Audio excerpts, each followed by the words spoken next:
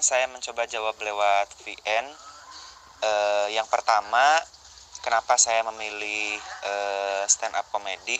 Sebetulnya saya dulu belajar teater, bahkan sempat nulis naskah novel dan lain-lain. Sebetulnya dulu juga saya sudah tertarik ke stand up comedy. Cuma saya bingung, tidak menemukan komunitasnya. Saya sudah searching tapi belum nemu. Padahal waktu itu 2016 kalau tidak salah sudah ada. 2016 ya, sudah ada. Cuma tahu.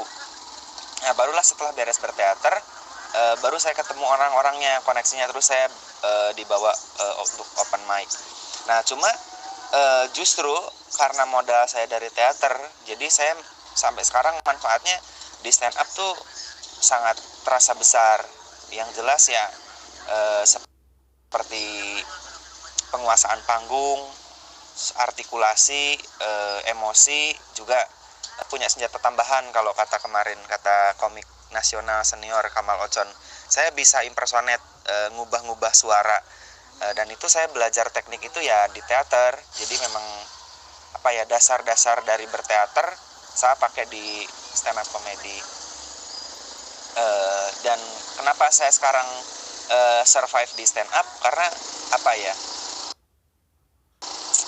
teater juga punya ruang sendiri di hati saya, tapi saya punya kenyamanan yang lain di stand up comedy.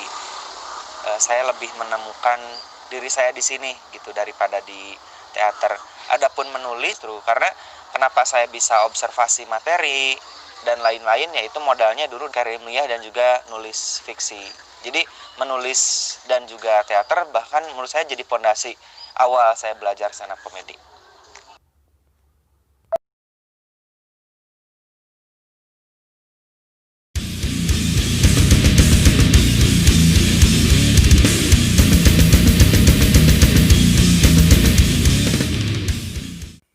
Untuk pertanyaan nomor 2, apa itu komedi? Ini menurut saya pribadi, saya nggak tahu ini definisinya dari mana. Menurut saya komedi itu adalah gagasan, terus ide yang disampaikan.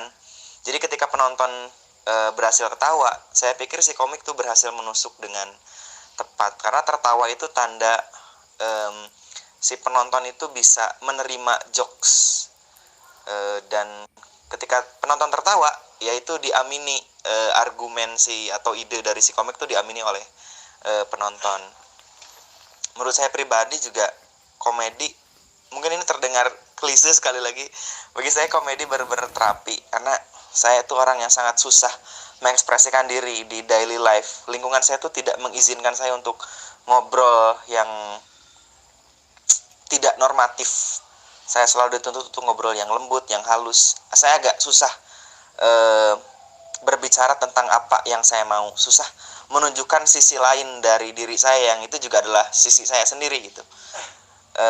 Nah, di panggung stand up dengan berkomedi saya bisa total menjadi diri saya, dan ketika penonton berhasil tertawa dengan jokes dan ide itu, saya ada kepuasan tersendiri.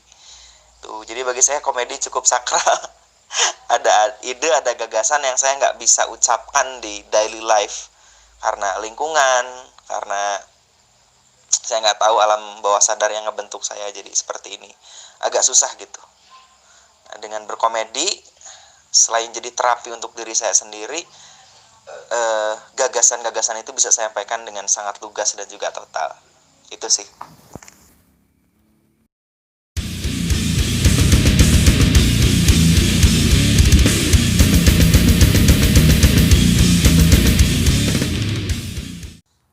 Menjadi komedian sekaligus juga seorang guru, menurut saya itu adalah sebuah keuntungan. Yang pertama, murid-murid saya juga tahu saya komedian, dan mereka boro-boro ngeritik, bahkan mereka senang nanya kadang gimana caranya stand up komedi dan lain-lain. Jadi saya tidak harus seperti Batman gitu yang punya dua identitas. Ya di sekolah saya juga ya tetap belajar secara formal, namun unsur-unsur komedi saya tetap masukkan selama itu mentaati panduan RPP dan lain-lain, tapi di dalamnya saya kemas secara fun. Justru kelebihannya kadang ada beberapa beat-beat baru yang saya coba di kumpulan-kumpulan non formal. Jadi kalau misalkan itu sebenarnya trik saya yang agak licik. Jadi kalau misalkan nggak ada waktu buat open mic, saya ada beberapa materi mentah, terus saya nggak bilang itu materi, saya sambil beres ngajar itu terus ngedongeng ke anak-anak sambil ngebeat, padahal itu ngebeat. Dan ketika anak-anak berhasil ketawa, oh berarti beat ini bisa dipakai gitu. Itu sih, jadi guru sekaligus jadi komedian sama saya, justru itu adalah sebuah keuntungan. Minimal public speaking kita ke latih, terus cara menghadapi anak-anak yang mungkin nanti juga bisa dipakai untuk penonton itu juga terlatih. Sama bisa ngegali materi baru dari ngeliatin anak-anak, pasti ada ilham untuk materi baru. Itu jadi mengajar dan sekaligus komik itu sebuah keuntungan bagi saya pribadi.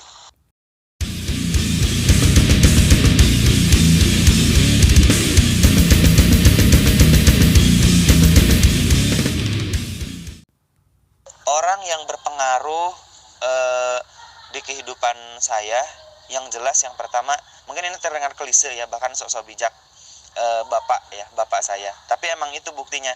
Bapak saya itu dulu memang sempat sangat fundamental ya, pas sampai usia SMA sangat mendikte, sering bertolak belakang pendirian. Tapi setelah saya kuliah, karena saya survive dan mandiri, bapak saya sangat mendukung apapun kegiatan saya. Dan itu sama sekali bukan, apa istilah Sundanya, bukan nyumpun, enggak. Saya bisa melihat dari mata beliau gitu. Jadi sebelum show aja beliau nanya gimana nanti persiapan show gitu dan lain-lain.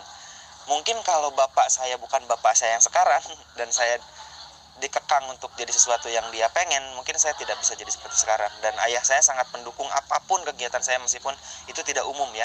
Orang lembur, orang Banjaranyar, di pasawahan, di Leuweung ada seorang yang menggeluti stand up comedy, kan aneh gitu. Harusnya kan yang normal-normal aja, ikut Karang Taruna atau dan lain-lain, tapi bapak saya sangat mendukung itu. Terus yang selanjutnya orang-orang di Sanggar Teater, Kang Ridwan Hashimi, Kang Ebel, Teh Wida, Kang Tony, mereka yang mengenalkan saya ke dunia penulisan dan lain-lain. Mereka berpengaruh sekali bagi saya, dan tentu saja bagi teman-teman komunitas Azmi Rancu, Bang Wildan. Itu sih, jadi orang tua saya, terutama bapak saya, terus orang-orang di teater, di Sanggar, terus sama teman-teman komunitas. Mereka yang berperan besar mengubah saya jadi sosok yang sekarang, terutama di survive di stand up comedy.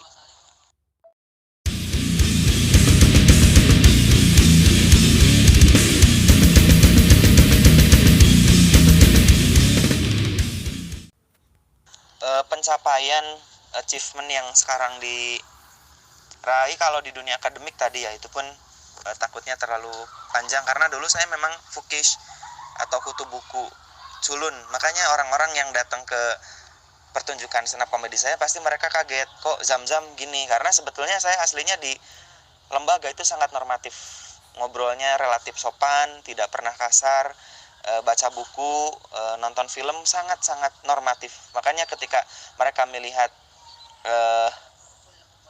the dark side, sisi gelap saya di stand up comedy, itu bercandanya, mereka kaget gitu. Dan stand up comedy jadi ruang tersendiri.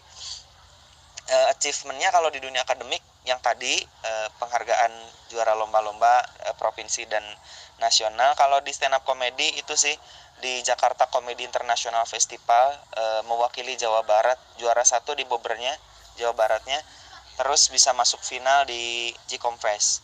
Meskipun tidak masuk juara 1 ataupun 2, karena memang itu cukup memuaskan bagi saya juga tidak menyesal, karena memang secara penulisan, teman-teman yang dari Jakarta Utara, Bang Alif yang menang, penulisannya sangat kuat, dan itu kan saingan-saingan saya Suca sama Suci. Jadi karena saya belum masuk Suca Suci, menurut saya masuk final pun ini adalah sebuah prestasi yang membanggakan.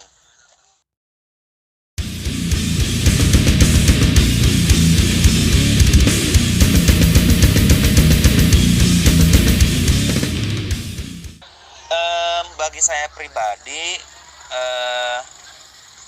saya pengen nge-push diri saya lagi, mungkin pengen bikin tour stand up comedy ya, yang dekat-dekat aja, Ciamis, Tasik. Kalau sekiranya ada teman-teman yang membantu, saya pengen sekali. Terus juga mau bikin My Name is Zam-Zam volume 2. Saya mau nge-push diri saya lagi untuk bikin materi baru dan observasi, karena itu ternyata asik.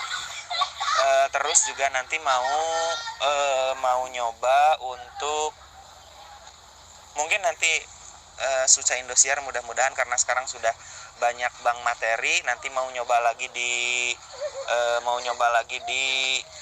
Suca, mudah-mudahan itu sih. Terus untuk pesan-pesannya ke teman-teman, saya kira tidak harus jadi besar dulu ya untuk bisa bikin acara. Kalau teman-teman suka bikin lagu ya bikin show yang bikin show street aja gitu, kayak kemarin bikin show stand up, dan undang teman-teman yang deket aja. Jadi nggak harus terkenal dulu, nggak harus viral dulu, itu bukan ukuran menurut saya. Seniman-seniman Ciamis tuh hebat-hebat musisinya. Saya juga kemarin kan nonton di sit down, ternyata lagunya edan-edan, rapnya segala macemnya bukan karya yang ecek-ecek gitu. Dan menurut saya ya yuk kita show up di panggung-panggung kecil di rumah-rumah kita di Ciamis gitu. Nggak harus nunggu viral, nggak harus nunggu masuk TV dulu. Dulu saya sempat berpikir itu, apakah saya harus terkenal dulu ya baru bikin show?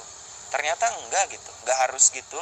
Ya undang teman-teman terdekat aja, nikmati panggung kita, terus hidupkan kota kita dengan karya teman-teman.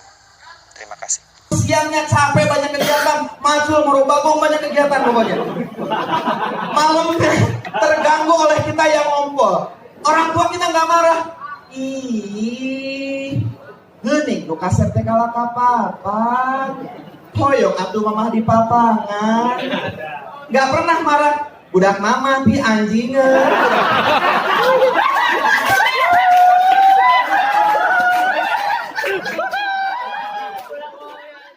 Ganteng tapi rendah nilai. Bisa. Ayah ngajin foto. Sekarang 10% saja. Kan jadi calon, betul-betul boleh nggak mati dia malam semua kutukan menaruh rima, dan lebih berkurang nota, Rimo bukan jarma, Spiro meraih